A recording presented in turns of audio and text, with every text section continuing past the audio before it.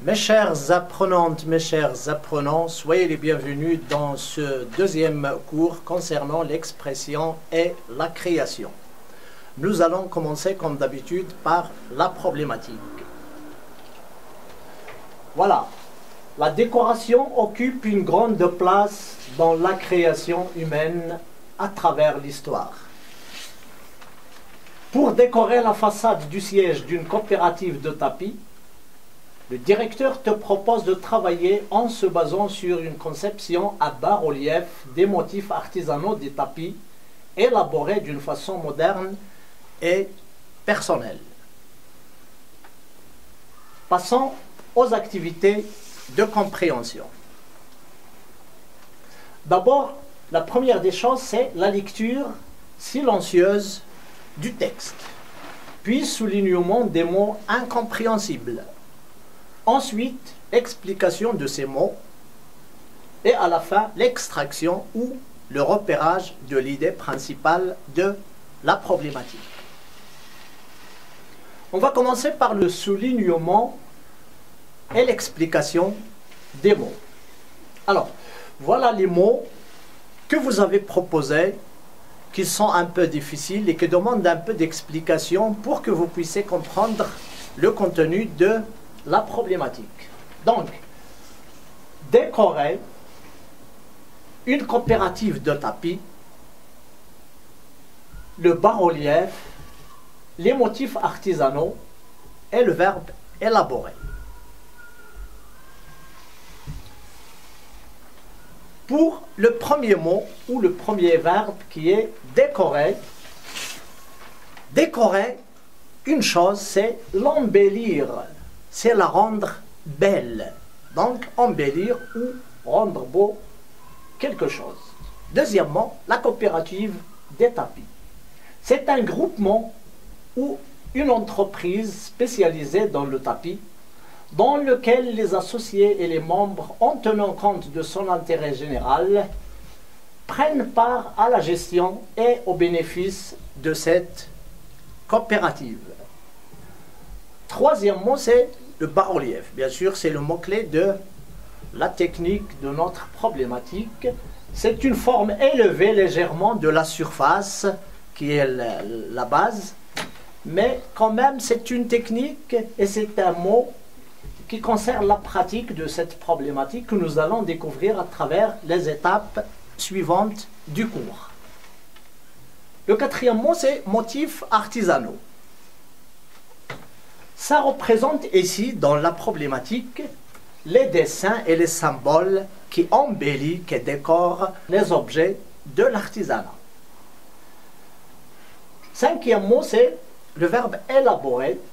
Ça signifie dans ce texte transformer, forger, changer d'une façon personnelle.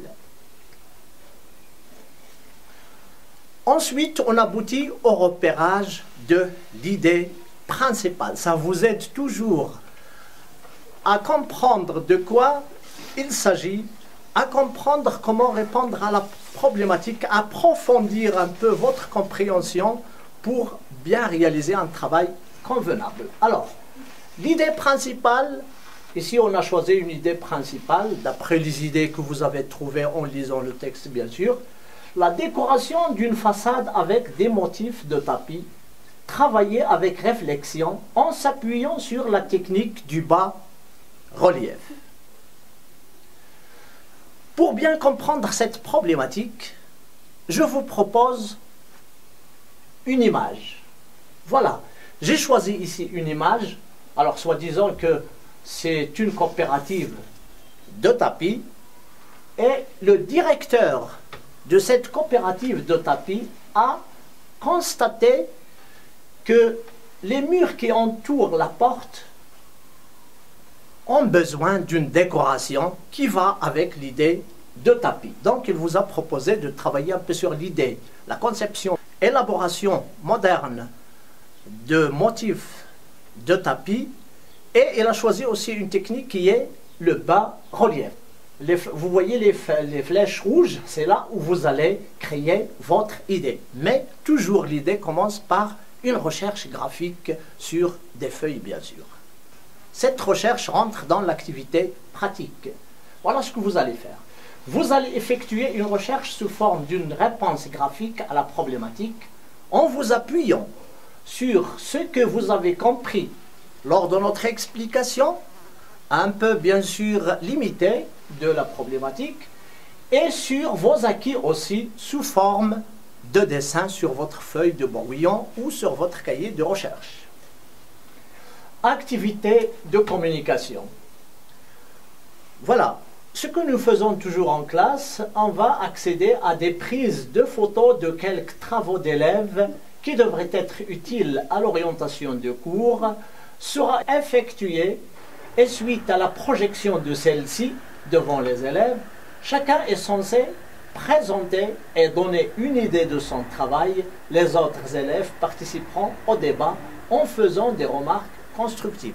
Lorsqu'on a fini de la lecture et l'explication de la problématique, on accède à ce travail de recherche graphique. Et le moment du travail graphique, on choisit quelques travaux et on les prend en photo, on les expose devant les élèves et chaque élève doit parler sur son travail. Voilà, on crée un climat de communication un peu et les autres, bien sûr, vont critiquer.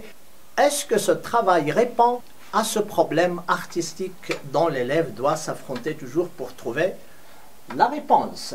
Donc, exemple de cette communication, voilà, à partir de ces exemples réalisés par les élèves, essayez de répondre à ces questions par oui ou non. Avant, d'abord la problématique restera toujours la référence pour l'analyse des dessins, la critique et la recherche des notions fondamentales qui seront les bases constructives de travail final. Il y a des questions que vous allez toujours vous poser au moment de vos recherches pour faciliter l'analyse et la critique. Ces questions peuvent être posées soit au moment des recherches ou au moment de la critique des travaux des autres. Après l'analyse et la description de l'élève de son travail, on doit poser cette question. Est-ce que ce dessin répond à la demande de la problématique? Est-ce que le directeur de la coopérative sera satisfait de votre proposition? Quels sont les caractères positifs et autres négatifs de ce travail? On va vous montrer ici 4 exemples. Par exemple, un dessin d'élève. On prend le dessin numéro 1. Alors, cet élève, il a fait un motif, il a reproduit un motif de tapis tel qu'il est. Mais il a négligé un peu la demande de la problématique qui est l'élaboration de ce motif d'une façon expressive et moderne. Donc on peut dire que ce premier dessin ne répond pas à la problématique. Passons au deuxième dessin. Bon, pour le deuxième dessin, il apparaît dès la première vue qu'il manque un peu d'esthétique. Donc il faut se baser sur ce genre d'esthétique. Il faut essayer toujours de faire quelque chose de beau. Il faut que votre travail soit attirant de première vue. Donc passons au troisième dessin. Voilà, cet élève a bien compris la problématique de sa façon, mais c'est faux. Regardez bien qu'il a choisi un motif artisanal qu'on ne peut pas trouver sur le tapis. Donc il faut se limiter dans le tapis. Et ce genre de motif, on peut le trouver par exemple dans la décoration du plâtre, sur le plâtre, la décoration sur la poterie, la décoration du zélige par exemple. Donc, mais toujours, les traits circulaires, on ne peut pas les trouver dans un tapis parce que la nature du tissage du tapis ne permet pas de trouver un peu des formes circulaires comme ça. Voilà, donc cet élève travaille un peu hors de ce que la problématique demande en lui. Passons au dernier dessin. Voilà, devant nous un dessin que je crois bien que c'est une bonne réponse pour la problématique. On voit un motif qui est élaboré d'une façon originale d'après cet enfant et il a rajouté des choses, il a élaboré un peu ce motif d'une façon, il y a ce qu'on appelle l'esthétique, il y a ce travail personnel, il y a ce concept un peu original. Donc on peut dire que ce quatrième travail répond à la problématique. Donc voilà, On va un peu recommencer d'une façon brève pour ces exemples. Le premier, il y a l'absence de l'originalité et de l'expressivité moderne. Pour le deuxième dessin, il y a le manque d'attirance au niveau esthétique. Pour le troisième dessin, il y a l'absence du motif des tapis. Et puis le quatrième dessin, voilà, c'est un motif élaboré d'une façon moderne et personnelle. Maintenant, pour les contenus ou les notions fondamentales. Bien sûr, en parlant un peu de ces travaux, après la description et l'analyse, après toute cette communication qu'on a créée en classe, l'objectif c'est d'extraire ce qu'on appelle les contenus ou les notions fondamentales. Et on a choisi ici des notions liées à la problématique, et puis dans ce monde de l'expression et la création, dans cette rubrique, il y a toujours des notions qui sont un peu générales. Donc pour les notions liées à la problématique, il y a la décoration. Voilà, il faut que le travail soit basé sur la décoration. Il y a la présence du motif artisanal. Il y a la conception moderne dans l'élaboration de ces motifs.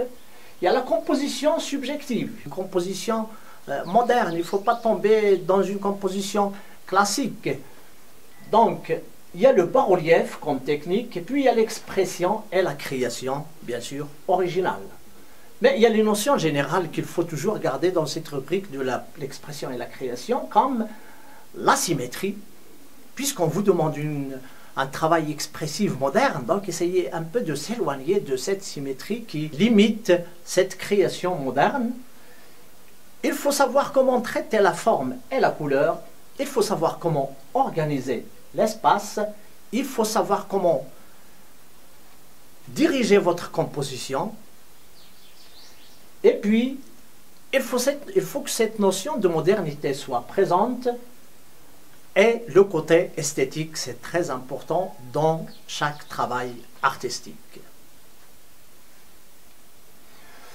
Voilà, on accède à la partie de la culture plastique pour bien nourrir votre imagination et pour bien vous mettre sur les rails de la création d'un travail subjectif et personnel. Donc pour accomplir ce que vous avez retenu à travers vos recherches et vos activités de communication, on passe à la culture plastique dont je vais vous montrer quelques exemples concernant l'importance du tapis au sein de l'artisanat marocain et de l'art moderne, ainsi que la décoration en base de motifs et de la technique du bas-relief. Bon, on va commencer par un exemple des tapis traditionnels marocains. Donc, comme vous savez tous, les tapis existent toujours dans toutes les maisons marocaines. On est toujours fiers de ce tapis manuel, de ce tapis traditionnel qui appartient à notre culture, malgré la conquête des tapis modernes, voilà, mais le tapis manuel qui est de notre culture a toujours sa place. Alors voilà quelques exemples de ce tapis, c'est plein de motifs. On peut bien extraire des motifs avec lesquels on peut travailler. Passons maintenant à un exemple des tapis marocains modernes. Alors, de la première vue, on se demande où est la modernité, mais il y a toujours dans les coopératives, toujours cette influence de l'art moderne qui arrive. Alors, dernièrement, on commence à voir des tapis où il n'y a pas de symétrie. On trouve que les formes qui sont en haut ne sont pas répétées en bas, les formes qui sont à gauche ne sont pas répétées à droite. Aussi, il y a un jeu de couleurs. Donc, l'influence commence, mais le tapis garde toujours sa beauté, et cette beauté qui commence à être un peu moderne. Voilà, donc maintenant je vais vous présenter un peu, pour nourrir toujours votre imagination, quelques travaux des élèves de l'année dernière concernant l'élaboration du tapis moderne et l'élaboration du motif aussi. Voilà, c'est un travail d'élèves, et vous voyez qu'ils ont choisi des matériaux de récupération qu'ils ont trouvés. Donc passons à notre travail. Donc cet élève a choisi de travailler avec les fils de tapis collés sur du papier, bien sûr. Alors, maintenant, on accède à la technique du bas-relief. Alors, c'est là qu'on va comprendre ce que veut dire le bas-relief. Voilà quelques travaux des élèves concernant l'élaboration du motif artisanal et la technique du bas-relief. Donc, vous voyez que les formes sont un peu élevées de la surface et ça donne un peu ce relief. Et aussi, on voit comment ils ont travaillé sur la composition de ces motifs un peu élaborés à partir de leur conception et de leurs idées, élaborés de leur façon. Voilà un autre travail. Il y a toujours, c'est un travail à base du papier carton, mais on peut le faire avec d'autres matériaux que vous allez choisir pour ce travail, qui est un peu différent de celui-là que vous voyez. C'est juste des exemples pour vous donner une idée. Farid Belkahia, voilà, c'est un artiste marocain, moderne, qui nous a quittés dernièrement, malheureusement, mais son travail est très fort, il est basé toujours sur ces symboles qui embellit l'artisanat marocain.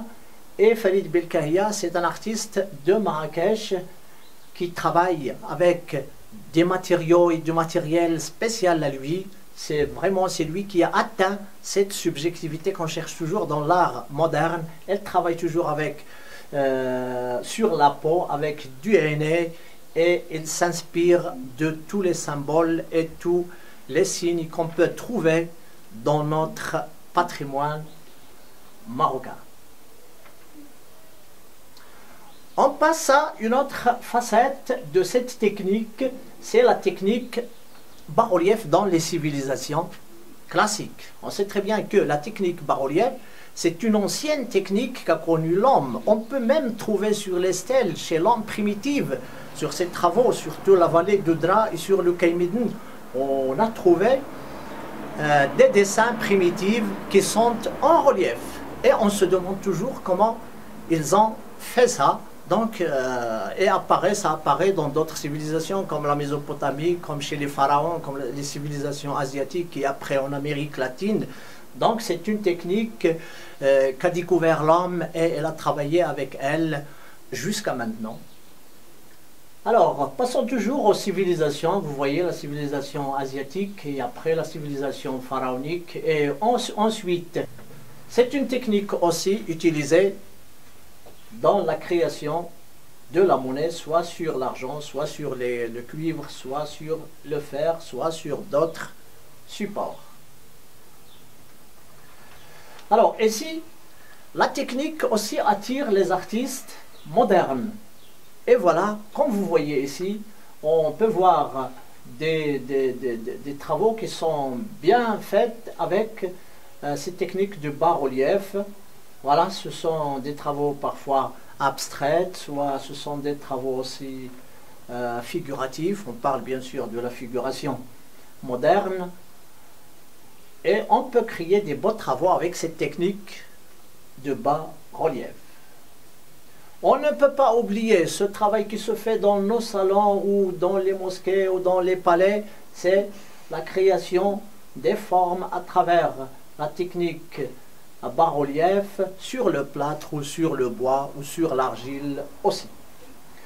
Alors on peut dire pour cette technique, à travers ce qu'on a observé, analysé ensemble ces différents documents projetés, et sans doute vous avez une idée sur la façon dont chacun de vous peut exécuter son travail final. On vous présente quelques exemples qui concernent les matériaux et le matériel qui vous aideront à l'exécution de la technique de travail. Vous êtes libre bien sûr de choisir et s'exprimer à travers la technique convenable à vos idées. Voilà.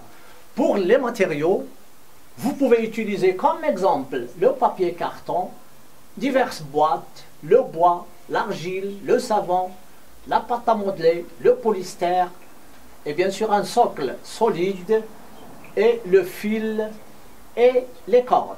Pour les matériels, on peut utiliser la colle, le couteau, les ciseaux, la peinture, les brosses, les pinceaux, etc. Bien sûr, ce sont juste des exemples, mais vous pouvez choisir tout le matériel, tous les matériaux qui sont convenables à votre conception. À retenir bien sûr pour ce travail, parce que le socle, la base est très importante, donc le travail sera réalisé sur un support convenable à la technique, ainsi que le matériel et les formes des motifs que vous allez choisir librement en imaginant toujours votre idée réalisée sur la façade de la coopérative de tapis. Voilà mes chers élèves, on a fini pour cette séance et la deuxième séance elle sera consacrée à la continuation de la réalisation de travail et les dernières minutes de la deuxième séance seront consacrées à l'évaluation. Pour évaluer toujours, il y a ce qu'on appelle les normes, il y a ce qu'on appelle les indicateurs. Pour les normes, il y a toujours la comparaison du produit et la demande. Donc, le travail, on va le comparer avec la problématique qui est la décoration d'une façade, d'une maison de tapis. Et on accède à l'intégration des contenus liés à la problématique. Là, on a extrait des contenus, des notions fondamentales, il faut travailler à base de ces contenus. Par exemple, l'expression décorative moderne, la présence du motif de tapis élaboré, la technique de bas-relief, l'originalité et d'autres, bien sûr. Et puis, on arrive à la composition et la mise en œuvre des arguments de la réalisation. Voilà, tout ce qui concerne le travail, qui peut nous donner un travail acceptable qui répond à la problématique. Est-ce qu'il y a un bon exploit des surfaces? Est-ce qu'il y a une organisation équilibrée des formes et des surfaces? Est-ce qu'il y a une bonne exploitation des couleurs? La technique de la réalisation aussi, est-ce qu'elle est bien faite?